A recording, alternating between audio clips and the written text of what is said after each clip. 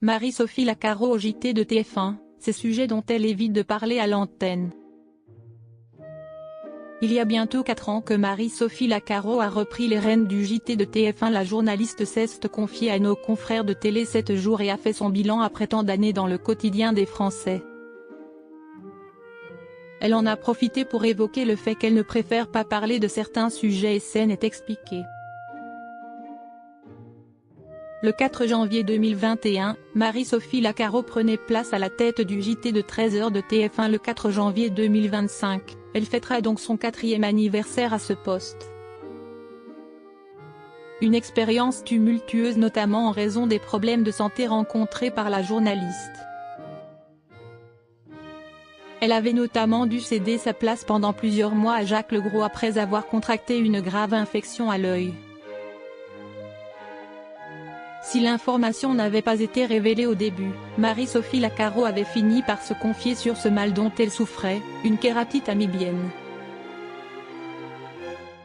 Sur RTL en 2023, elle avait raconté « Quand j'ai commencé à revenir en plateau pour faire des essais et pour tester mon œil, je ne supportais que 30% des lumières en plateau. Là, j'ai pris un petit coup sur la tête, en me disant « Est-ce que je vais y arriver ? Est-ce que ça va revenir ? Est-ce que je vais à nouveau supporter ? Là aujourd'hui, je suis à 80%. » Remise, elle avait repris son poste pour le plus grand bonheur des Français qui la regardent derrière leurs écrans de télévision. Après 4 ans de bons et loyaux services, la journaliste fait le bilan et s'est confiée à nos confrères de Télé 7 jours. Elle a précisé ne pas souhaiter laisser ne serait-ce qu'entrevoir son point de vue, contrairement à son prédécesseur Jean-Pierre Pernaut, et préférer conserver sa neutralité. Je n'aille pas à donner mon avis. Il m'arrive d'avoir des sautes d'humeur face à une info, mais ma réaction sera modérée, a-t-elle indiqué. J'évite les sujets qui... Marie-Sophie Lacaro s'interdit également d'évoquer certaines informations et ce, pour une raison particulière. Je suis consciente que les téléspectateurs, quand ils allument la télé, ont déjà une matinée dans les pattes.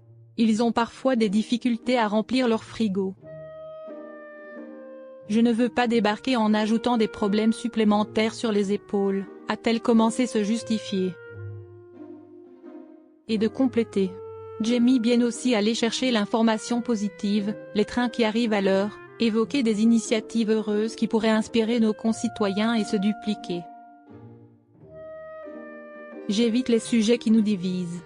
Je privilégie ceux qui nous rassemblent et favorisent le vivre ensemble.